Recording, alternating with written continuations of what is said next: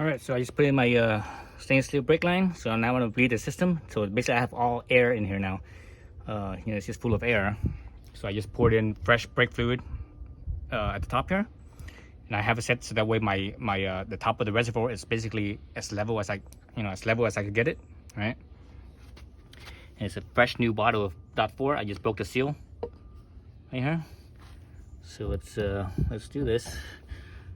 So what you want to do, the step for this is, right, once you top off the fluid up ahead, here you always want to have some right here so that way it doesn't squirt freaking brake fluid everywhere. Man, this thing is so stiff right there. Jeez. So push this in here. So I'm using a zip tie to help hold this hose on so it doesn't slip off the nipple.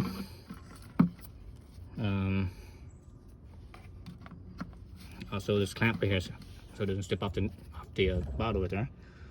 Okay, so there's my my setup right there. All right, so what I do to feed the system out, so once the reservoir is filled up, squeeze it a few times, right? Because right now it's just full of air in there. So squeeze it a few times, make sure that whatever air bubble is out. All right, you squeeze it, squeeze the lever, hold it squeeze, open up the nipple, close the nipple, then you release the lever. And you pump the brakes a few times, hold the lever, open up the nipple, close the nipple, release the lever, and you repeat that. You keep on repeating that until till fluid starts to come down. And right now it's just air bubbles that's leaving here, so that's why you don't see nothing coming out. But you know, after so many pumps, it will slowly let the actual fluid down.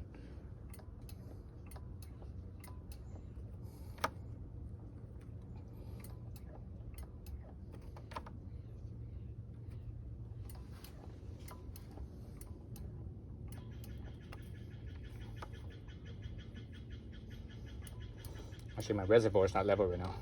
Let me tilt it. Tilt it a little bit.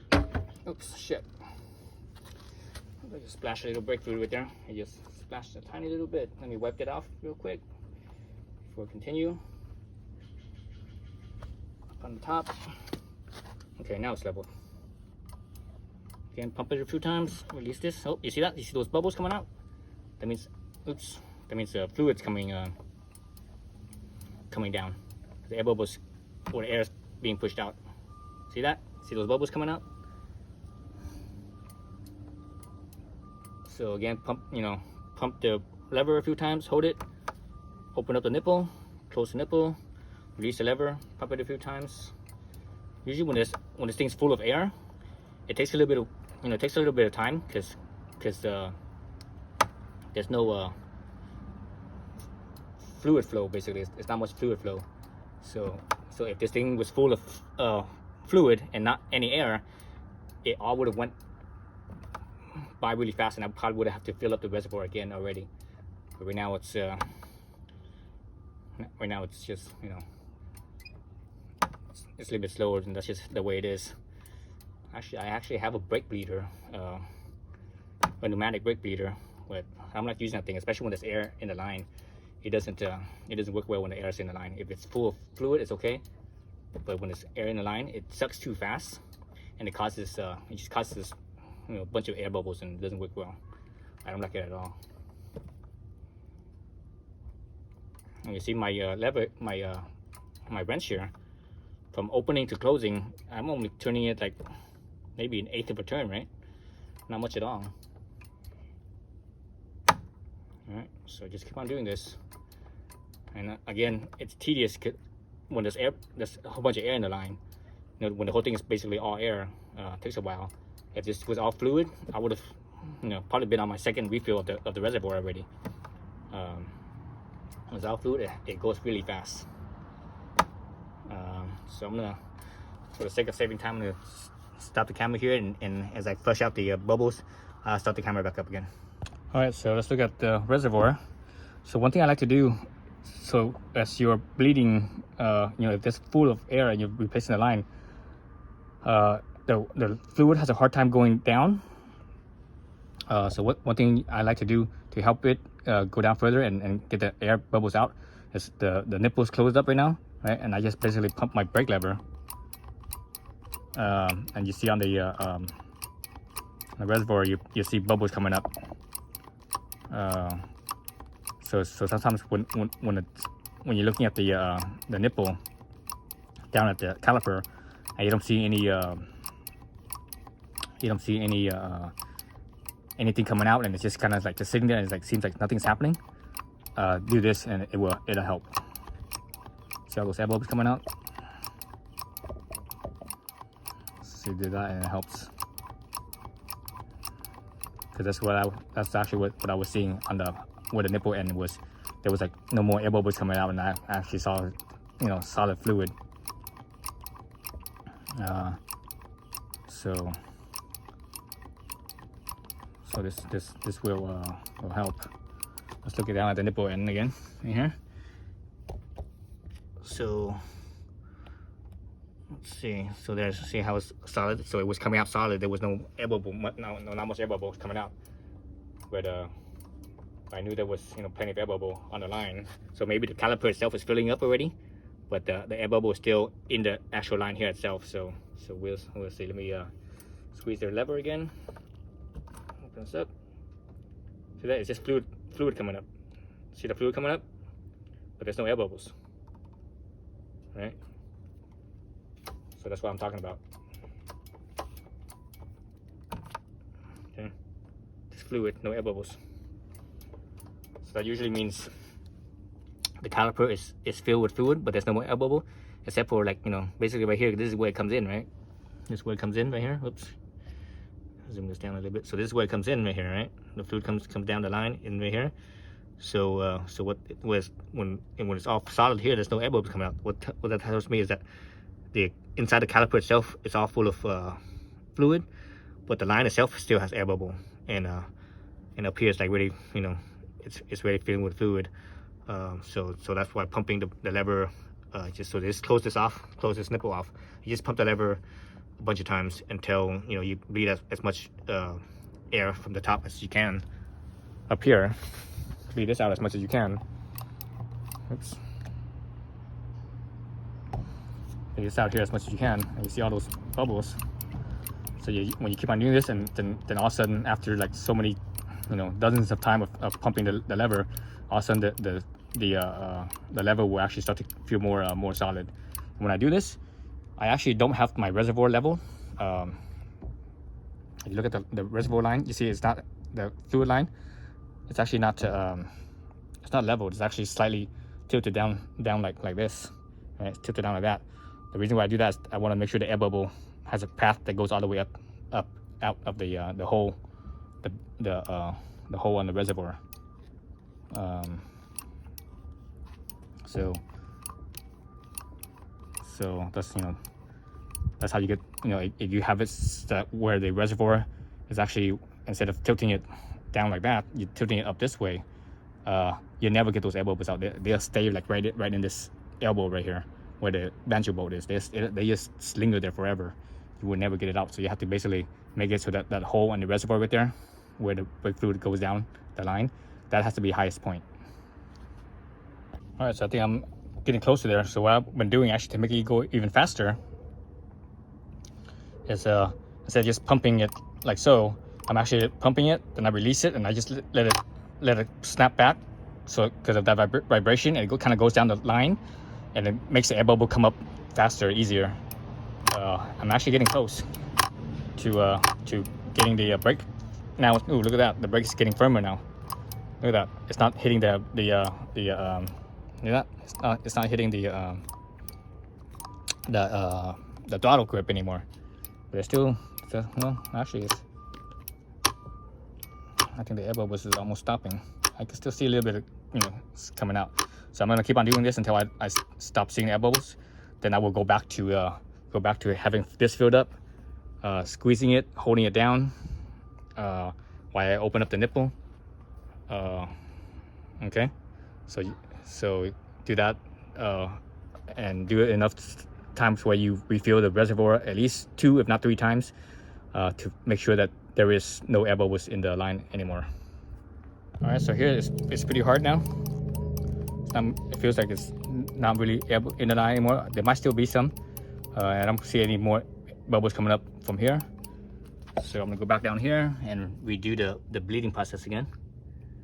We'll keep on doing the bleeding process. Let's keep an eye on here and see if any air bubbles coming out. So squeeze the lever, hold it down, open up, close, release the lever, do it again. So it looks pretty good. So lever, the fluid level is going down. I saw some bubbles right here, tiny little bubbles. So that means there's still bubbles in there. All right. I see the fluid level going down at the reservoir. Let's squeeze this back in here so it doesn't pop off. So it doesn't pop off that nipple.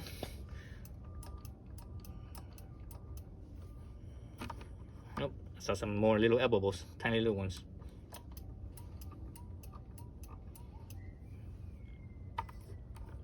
That one didn't have any bubbles.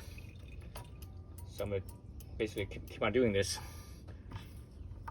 and I'm gonna do this until the reservoir gets a little low. Then I'm gonna refill it and do it again and keep on doing it. And I will go through at least 2 refill cycles, if not 3 refill cycles.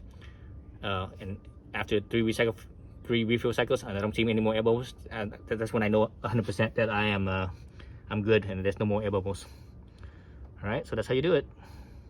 All right, so I went through 3 cycles of filling it and pumping it out without air bubbles coming out of the line here. So anytime you see air bubble coming out of the line, that means it's still somewhere in the line, right? So what you do is you just because you see no more air bubbles, and you bring this thing down once, this reservoir down once, doesn't mean there's no bubbles in the line. There can still be bubbles in the line. That's why I do it, so that way the last air bubbles that I see here, the last air bubble that comes out, I will just keep on pumping it out, bleeding it out until I refill the reservoir 3 times without any air bubbles at all. That's when I know for sure that there's like no air bubbles. Okay, so here's the little here's the little seal accordion thing. I wipe it down, wipe it clean. I actually didn't fill this thing all the way up to the full mark. If you look on here, you see there's like an indentation right about the tip of my nail right there. That's basically the full mark. You never want to go up there, because when you do that, it's like you give it like no space at all to expand. So I like to go a little bit below that, a few millimeters below that. All right, so that's what you see. So I cleaned up my little seal thing right here. I put it on here. I know it's not that full because when I put it on and take this off, it's not wet. So that's good. If you put it on and take it out, it's wet. Of course you have to make sure that your reservoir is level, right? But when you do that and it's not wet, that means you're good. If it's wet, I will probably say that you're probably a little bit on the overfull side. So that's all wiped and clean. This thing's all wiped and clean. The cap, all right. It's just a matter of putting on the 2 screws again.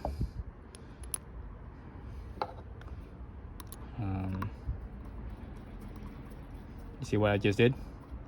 I'm sure you guys caught that. So usually when I have something that's a fine thread, I always reverse thread first and let it seat. You guys should feel it on the tool, and you can also hear it as well. It kind of like clunk down a little bit, right there. That's when you know it's the thread is seated in properly, and it's not cross-threaded. So here I'm just just finger tight, at the tip of my fingers. 2 fingers basically, my thumb and my middle finger. That's all you need.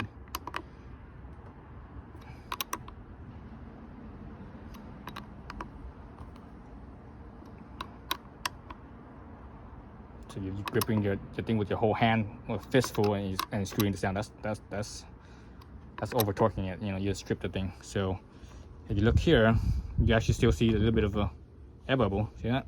So that's good. My cap is actually not leveled.